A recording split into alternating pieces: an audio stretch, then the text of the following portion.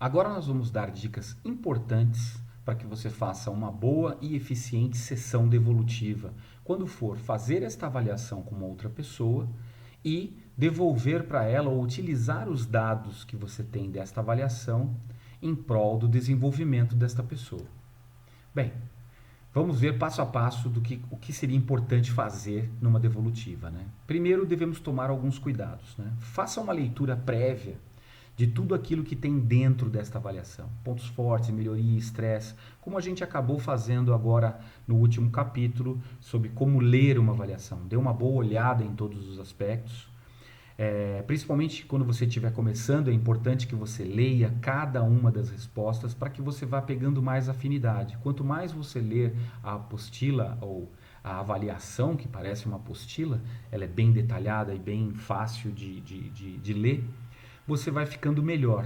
Não vai ser no final do curso que você vai ter uma alta prática, mas vai dominar tudo que é necessário para fazer uma avaliação.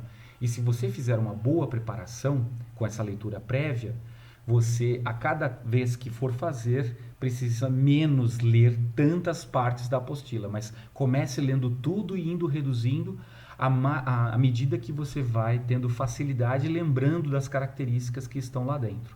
Isso vai torná-lo ou torná-la uma analista bem mais experiente, com domínio de todos os aspectos que envolvem uma avaliação comportamental. Outra, com relação à própria reunião em si, cria um fluxo, né? Cria o que a gente chama de rapport, para que a pessoa se sinta confortável.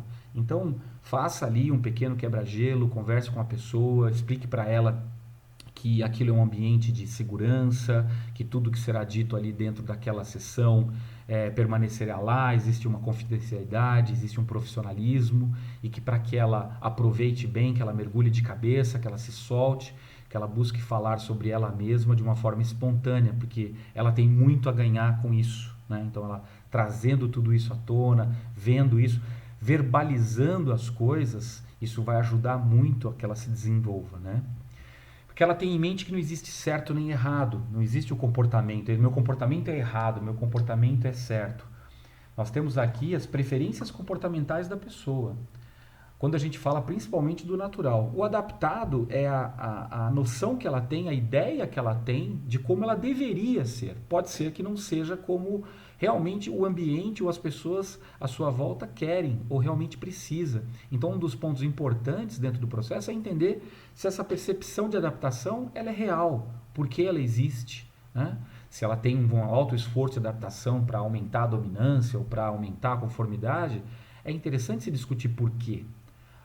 Qual a razão disso? Para saber se existe um motivo real, se não é simplesmente uma impressão que está dentro da cabeça dela, da percepção dela, porque ela respondeu os 2 questionários.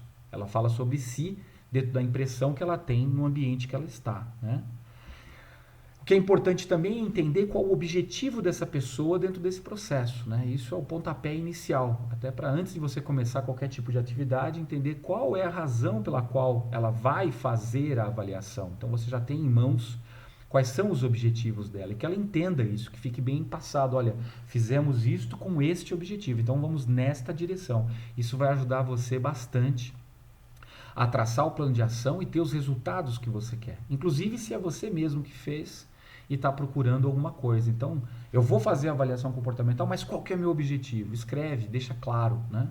Tem uma meta significativa para isso. Isso vai facilitar todo o esforço eventual de adaptação e vai te direcionar muito bem com relação a usar os seus pontos fortes para alavancar os seus resultados desde agora, né? Após um primeiro contato, uma leitura e você tirar todas as dúvidas que você queria com esta pessoa, sobre os pontos que você marcou só para si, então você leu toda a avaliação, fez todos os seus comentários, você vai investigar com essa pessoa, fazer determinadas perguntas para ela e entender, fechar um ponto de vista sobre a avaliação antes de mostrar essa avaliação para ela, para que ela não fique numa defensiva, lendo alguma coisa que talvez ela não entenda. Então, você faz a primeira leitura, você tem todas as suas observações importantes que você quer esclarecer, você cria esse fluxo, você conversa com ela, faz as suas perguntas e só então você apresenta os resultados para ela e mostra a diferença entre perfil natural e perfil adaptado e começa uma discussão que você já tirou as suas dúvidas prévias na direção que você deseja para o entendimento da adaptação e para o entendimento dos comportamentos. Assim você torna isto mais dinâmico, você torna isto mais eficiente. Outra característica importante, né, que a gente fala aí é criar o diálogo significativo com as pessoas, né, para que elas possam se abrir mais. E quando eu falei em fazer perguntas sempre perguntas abertas, né? Não fazer aquela pergunta, você gostou ou não gostou? Você está feliz ou não está feliz? Você concorda ou não concorda? Porque a pessoa, ela vai simplesmente responder com sim ou não, ou concordo ou não concordo. E isto é pouco. Você não faz com que ela pense. Então é ideal que você faça perguntas abertas. Qual a sua sensação quando você está conversando com alguém e você é interrompido? Não fazer uma pergunta fechada. Você gosta de quando alguém te interrompe quando você está conversando? Então, numa você vai permitir que a pessoa visualize a situação, fale sobre a sensação, você vai perceber se aquilo, qual é a origem daquilo. De preferência, você pode pedir para que ela crie exemplos. Me dá um exemplo de uma situação onde isso ocorreu. Então, isso vai trazer uma verbalização da emoção, do sentimento, de tudo aquilo que estava por trás desse comportamento. E isso vai facilitar no processo de entendimento de ambos, né? Tome nota de todos os pontos importantes para que você possa depois trabalhar com isso, né? Como um coach ou uma pessoa que está trabalhando com o desenvolvimento desta outra pessoa.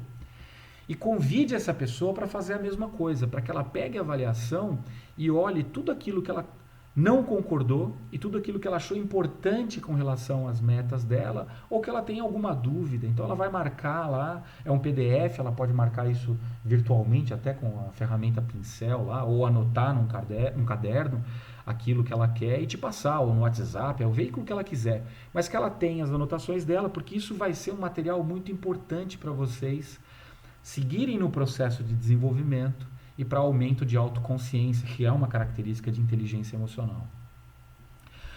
Solicite para que essa pessoa, como eu falei, né, identifique os pontos que a gente está achando importante. Isso vai trazer fluidez e também vai fazer com que ela entenda com clareza o que ela vai colocar dentro de um eventual plano de ação, o que favorece e o que desfavorece o comportamento dela, né? Por fim, crie o plano de ação, né?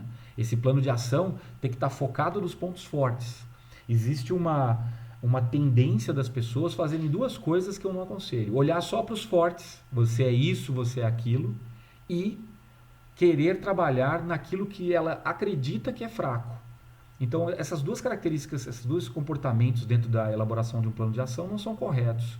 Você não deve olhar simplesmente os fortes, mas como nós aprendemos dentro da teoria, você deve olhar para a combinação de todos eles para saber o perfil resultante. Então, você vai trabalhar com o perfil resultante natural e o perfil resultante adaptado, sem rotular. E depois vai criar um plano de ação de quais são os comportamentos que ela já tem que favorecem ela atingir as metas, o objetivo que ela tinha com esse processo. Então, se ela, por exemplo, quer ser o líder do departamento, então você é dinâmica, você se preocupa com as pessoas, você é organizada, como preferência comportamental. Então, use isso para desenvolver as suas competências e fazer aquilo realmente. Porque você já tem uma preferência de fazer. Então, vai ser mais natural, né? Como a gente está tratando, para que você faça. Agora, se você não tem essa preferência e necessita fazer, aí você vai ter que ter um comportamento adaptado para aquilo que você necessita. Então, mas você vai entender os fortes primeiro, porque são os mais fáceis. E depois trabalhar com aqueles que não são tão fortes. Escolher 1, 2, no máximo 3 pontos de melhoria, onde ela necessita fazer adaptações para desenvolver as competências e os comportamentos que ela precisa dentro daquela área, para que ela crie um plano de ação para o desenvolvimento daquilo. E aí seja desdobrado. Para o desenvolvimento, como a gente comentou já, é necessário saber as causas desses comportamentos. Então é fundamental que você tenha em mãos dados sobre os motivadores dessa pessoa, as competências que ela tem para desempenhar o papel onde ela está inserida e o nível de inteligência emocional que ela possui para saber se ela é uma pessoa que vai ser facilmente desenvolvida ou se ela vai ser mais difícil de ser desenvolvida por ter uma baixa inteligência emocional, uma baixa compreensão da necessidade de mudar,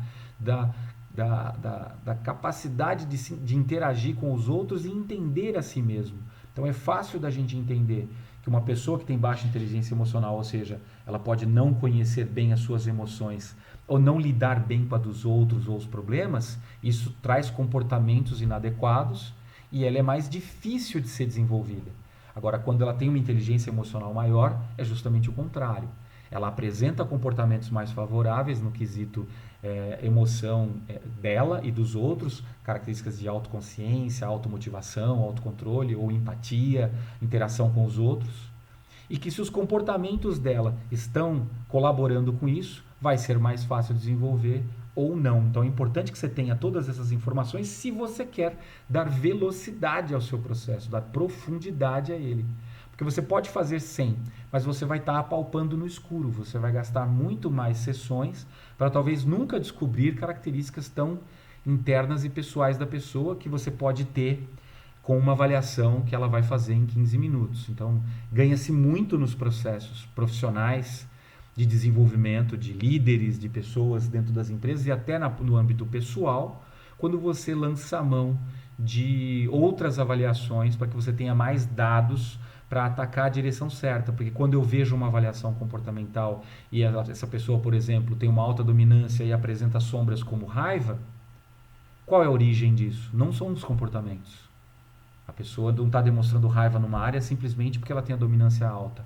Talvez ela tenha uma baixa inteligência emocional, talvez ela esteja desmotivada, talvez ela esteja passando por um problema. Então tem muitas outras características.